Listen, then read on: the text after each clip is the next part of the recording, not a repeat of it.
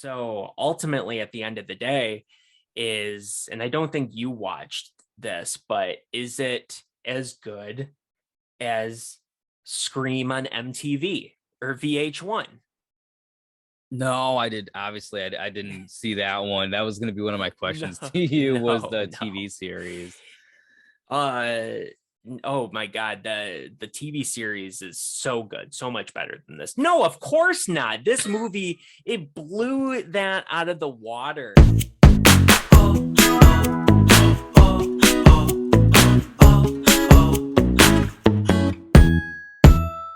Hey everyone, and welcome to Why Are You Still Here? The show where we talk about Scream, because that's what we're doing.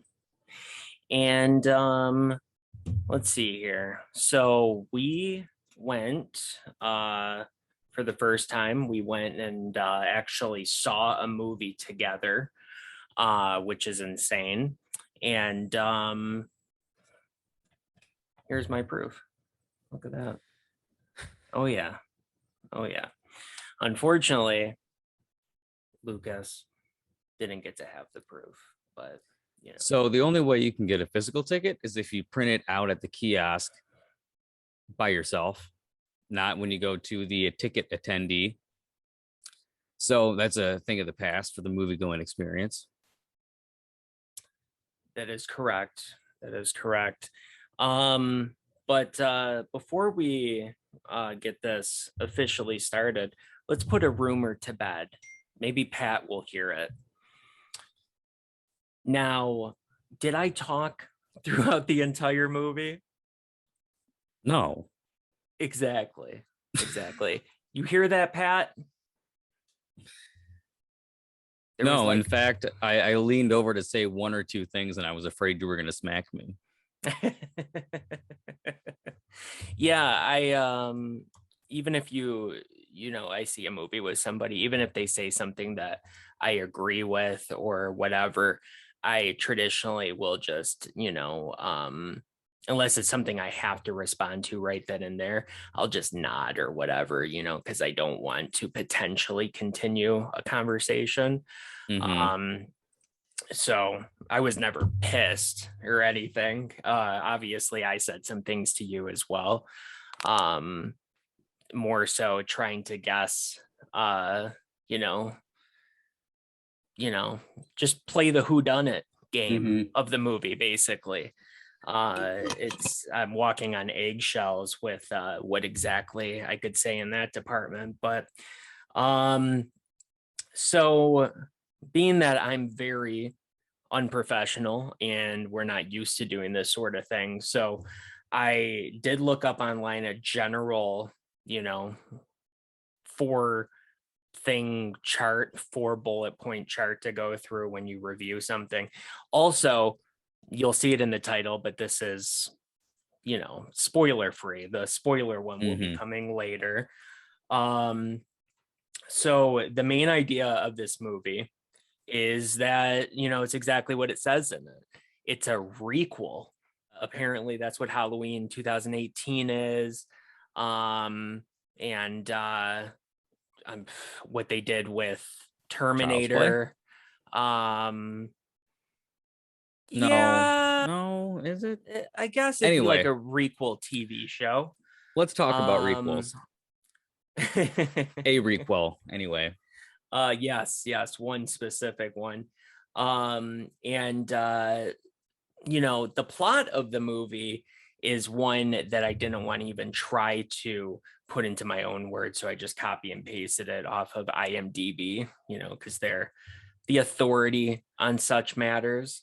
So Mm-hmm. it says 25 years after the original series of murders in Woodsboro, a new Ghostface emerges, and Sidney Prescott must return to uncover the truth.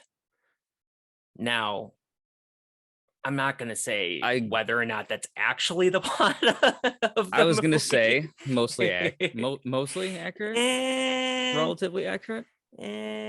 it's decent. So I guess this is where I'll step in and talk about, you know, the characters and I had a last minute addition to this, but what do you have to say about the characters? So I the supporting cast in this movie actually is not that bad. There are a couple standouts. Yeah, I can't say that they're my favorite cast of Scream characters, but you know what? They're actually damn good. And I gave a shit about a majority of them. I agree. Actually, I agree. um, a standout pair that I thought were the twins. Um, right, the brother and the sister. Yep. Um, I thought they were pretty fun additions. Yeah, so we can't talk about the characters without talking about Sam and Dewey. Dewey is phenomenal. David Arquette, this is his best performance out of any of these movies. I'm just going to say that right now, in my opinion, at least. For fans of Dewey, you need to really appreciate him in this role. Yes, For sure. 100%. He was awesome. And a last minute addition I added to this list is Roger L. Jackson. Now, I've watched a couple reviews, but nobody's mentioned Roger L. Jackson. Now, you know, he is the man, the myth, the legend that provides the voice of Ghostface. And he has some range in this movie. Like he does something with his voice during the first phone call in this movie. And I almost wondered if it was even him at first, but you can tell It's it funny you is sort say of that like, because I mean, at no point did I think it was the same person, really. I mean, you got used to the voice. I yeah. just thought, oh, well, this is a new Ghostface. It's a new voice. It's close. That's actually kind of what I thought during the first phone call. Hmm. So, Yeah. Yeah, I mean, I recognized it obviously like that being a hardcore fan, just like I can recognize Mark Hamill's voice um immediately, no matter what he's doing with it. So I mhm. could tell it was him, but I'm like, he's doing some really good acting here. And there's, you know, just other parts in the movie where Ghostface just says some things that are sort of out of character, but I really like it. And once you see the movie, you'll understand just little words and phrases here and there. And you Well, the Ghostface know, killer is kind of a badass oh in this yeah, movie. yeah, he is. And I mean, like fucking ruthless. 100%. And for anybody wondering how Ghostface is in this movie, Ghostface is super brutal and I love it. And again, I would have wanted even more, but you know, I can't be greedy, obviously. So Yeah, it's cool though because um I mean, I didn't realize how mystery plot focused who done it that the Scream movies truly were until I sat down and watched them all back to back. Actually, you know, for the few two especially that I hadn't seen, they're right. just not in your face, gratuitously violent movies. The horror aspect comes from somewhere else. This one did bring it up pretty high compared to the It other ones in the did. Carnage Candy level. It did. And it's not And I don't know how other fans of the series feel about that. I thought it was we'll see. welcomed and pretty cool for a Scream movie. Not that it needed it. Don't get I that think wrong, it's but pretty cool. yeah. He's always a different person, so people are aware of that, so they know it's not like infringing on the character in any way, you know what I mean? Like Hmm. Michael Myers becoming much more brutal in Halloween Kills, you know, that raises some potential questions that he's becoming more like Jason Voorhees, but Ghostface is always a different person, right? So do whatever you want with them, and I think everybody's kind of okay with that. Hmm. And I need to commend obviously the directors of Ready or Not, Matt Bettinelli Olpen, and I hope I didn't butcher that, and Tyler Gillette. They did an amazing job and really, you know, made, in my opinion, I can't really speak for the man, but I think that they made Wes Craven proud. And the writers James In which Vanderbilt. there are many nods to Wes Craven, and I feel like he was Yes. he was given his due with this, at least, I think he would have been happy with it. I think so as well.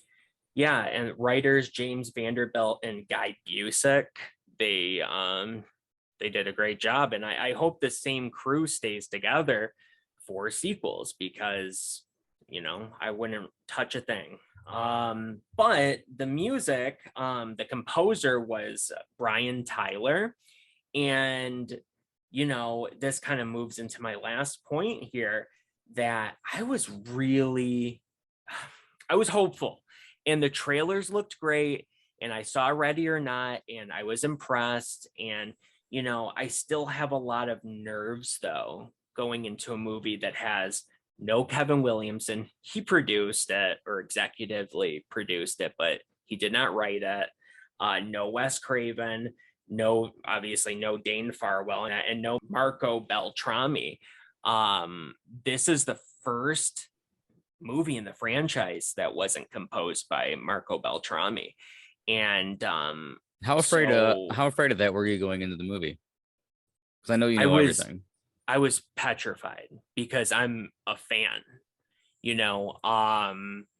and he has a very particular set of skills that he's acquired over a long career. No, he has a very particular style. And I mean, just like Roger Jackson's voice, you can pick up his style like that. And it's I was like, that's going to be missing. And not only that, but all these other people are going to be missing too.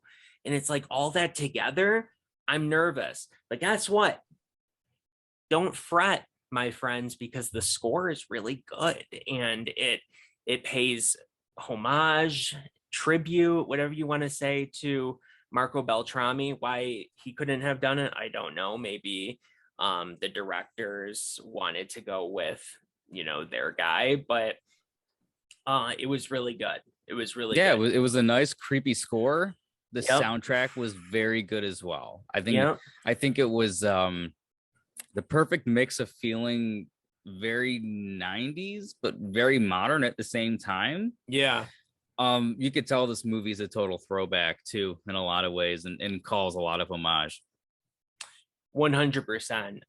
It sort of takes that original Beltrami score and builds upon it, and it was just like, I don't know, I have nothing negative to say about it. It was really great, and there were some subtle notes there, to somebody's theme, shall we say, that was really awesome to see back as well. So honestly, if there's anybody out there that is nervous at all, don't be. 100% don't be. I mean, the movie is really fun, and it's scary, it's entertaining, it's just overall it overall hits all the notes. I think that's my word to sum it up, is just entertaining. As I use to describe the other Scream movies, it's actually the last couple days, they're just fun movies. I love that they don't take themselves too seriously. Right. This movie does not. I love the humor that they incorporate from not only the Self-Aware, but also from all the other movies. It's great. I don't know. There's surprises galore as well. I mean, I thought I knew everything, and my God, I knew nothing. And I'm just, ultimately, at the end of the day, I'm just so happy for us to be reviewing a movie that's actually, like, not that Halloween Kills wasn't good, but I was very mixed on it. And this, I'm not mixed on at all. I'm just like, hell yeah. I know I like this one. Yeah. And I can't wait to see it again. And I'm going to. I'm sure you will. Saturday. I was going to say within the next 2 days. I'm seeing it with my dad.